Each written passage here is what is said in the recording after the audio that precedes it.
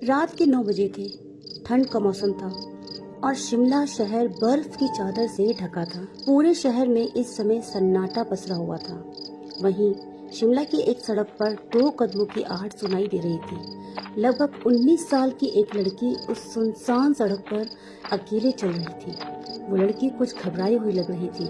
वो लड़की आगे बढ़ते हुए खुद से कहती है, ये जगह इतनी सुनसान क्यों है? शायद उस ऑटो वाले ने सही कहा था, मुझे रात को यहाँ नहीं जाना चाहिए था। ये कहकर वो और भी तेजी से चलने लगती है। कुछ दूर चलने के बाद अचानक उसे अपने पीछे किसी के कदमों की आहट सुनाई देती है। उसे ऐसा लगता है जैसे कोई उसके ठीक पीछे चल रहा है।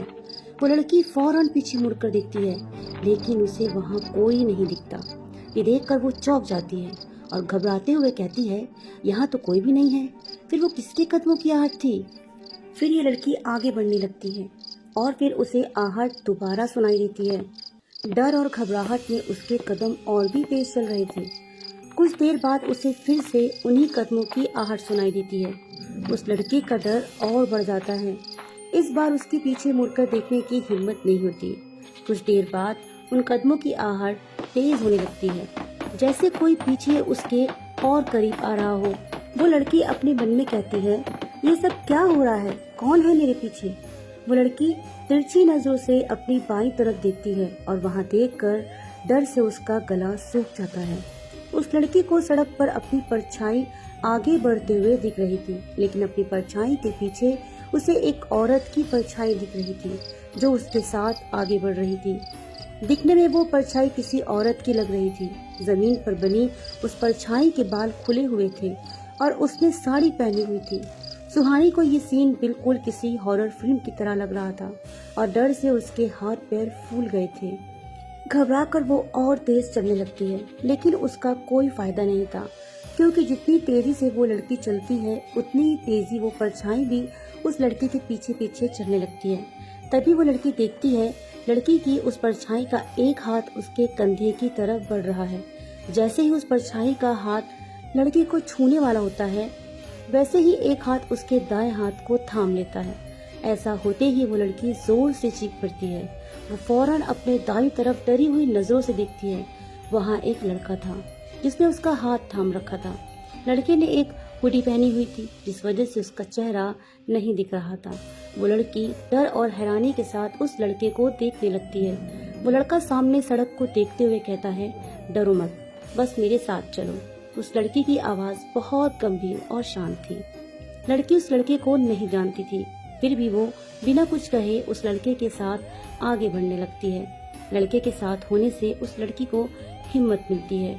आगे बढ़ते हुए वो लड़की अपनी बाईं तरफ देखती है। अब उसे वो परछाई नहीं दिख रही थी। उसे समझ नहीं आता कि लड़के के आते ही वो परछाई कहाँ चली गई।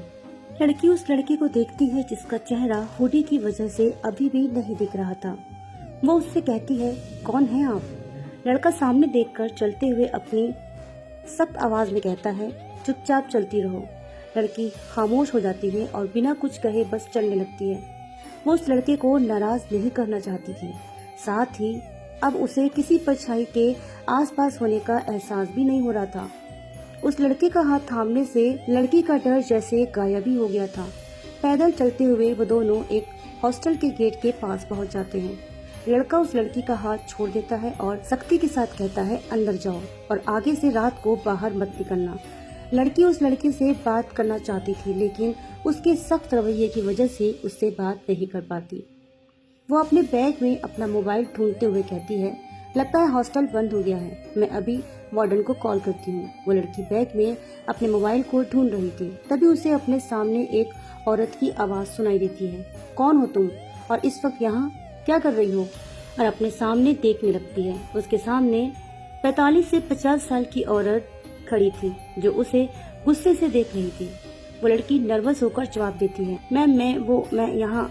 घबराहट में वो लड़की ठीक से कुछ कह भी नहीं पाती।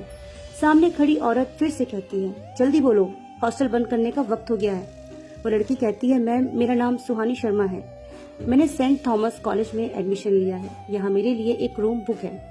वार्डन उस लड़की को अजीब सी नजरों से देखती है और कहती है, तुम इस वक्त अकेले ही यहाँ आ गई? सुहानी जवाब देती है, नो मैम, मेरे साथ ये हैं। ये कहते हुए सुहानी अपनी दाईं तरफ देखती है तो वहाँ कोई भी नहीं होता।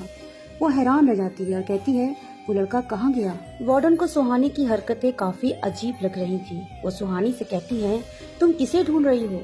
सुहानी कंफ्यूज होकर अपने आसपास देखते हुए कहती है, वो लड़का अभी तो यहीं था। वार्डन कहती है, कौन सा लड़का? सुहानी कहती है, जिसके साथ मैं यहाँ आई हूँ, अभी अभी तो यहीं खड़ा था।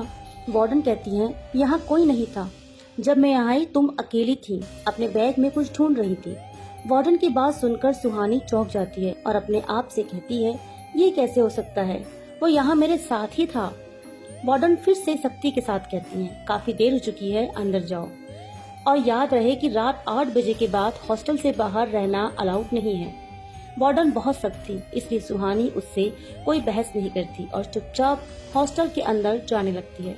अंदर जाने से पहले सुहानी फिर से पीछे मुड़कर उस तरफ देखती है जहाँ वो लड़का खड़ा था और कहती है, कौन था वो? सुहानी वापस मुड़कर आगे बढ़ जाती है और अपने रूम में चली जाती है। जब सुहानी अपने कमरे में जाती है तो वहाँ कोई भी नहीं होता। तभी वॉशरूम का दरवाजा खुलता है और एक लड़की कमरे में आती है। वो लड़की दिखने में बिल्कुल टॉम बॉय की तरह लग रही थी। उसने लोअर टी शर्ट पहना हुआ था और उसके कर्ली बाल कंधे तक आते थे। वो लड़की सुहानी को देखती है और कहती है, तुम तो मेरी नई रूममेट हो। सुहानी हाँ में अपना सर हिला देती है। सुहानी उस लड़की के सामने थोड़ी नर्वस लग रही थी। वो लड़की आगे बढ़ती है और सुहानी की तरफ अपना हाथ बढ़ाकर कहती है, आई एम निशा। सुहानी निशा से हाथ मिलाकर कहती है, हेलो निशा, आई एम सुहानी शर्मा। निशा कहती है, तुम अभी रूम में क्यों आ रही हो? अब तक कहाँ थी? सुहानी कहती है, मैं अभी हॉस्टल पहुंची हूँ। निशा घूर कर सुहानी को देखती है और कहती है, तुम इतनी रात को यहाँ आई हो? सुहानी अपना सर हिला देती है। निशा कहती है, और तुम किस रास्ते से आई हो? सुहानी जवाब देती है, पुराने रोड से। निशा हैरानी से सुहानी की तरफ देखती है और लगभग चिल्लाते हुए कहती है, और तुम अब तक जिंदा हो? क्या बात है? अब निशा के चेहरे पर एक्साइटमेंट थी। ये देखकर सुहानी कंफ्यूज हो जाती है और कहती है, तुम ऐसा क्यों कह रही हो? निशा कहती है, वो बहुत डेंजरस रास्ता है और रात के वक्त वहाँ बहुत हादसे होते हैं। आज तुम लकी थी पर हमेशा नहीं रहोगी। दोबारा रात में उस रास्ते से मत जाना। सुहानी क्यूरियस होकर कहती है, क्यों, ऐसा क्या है वहाँ? निशा जवाब देती है, उस रोड के पास एक कुआं है जिसे विशिंग वेल कहते हैं। यहाँ के लोगों को लगता है कि वो जगह हॉन्टेड है। सुहानी कहती है, क्या सच में ऐसा है? निशा बेफिक्री से जवाब देती है, मुझे नहीं पता, लेकिन लोग ऐसा कहते हैं। लेकिन ये बात तो है, लगभग हर सुबह वहाँ किसी न किसी की लाश जरूर मिल जाती है। यहाँ की पुलिस भी रात को वहाँ जाने से डरती है। ये कहानी का पहला पार्ट था। अगर आपको कहानी अच्छी लगी है तो हमें कमेंट में जरूर बताइएगा। इसके बाद हम कहानी का दूसरा पार्ट अपलोड करेंगे।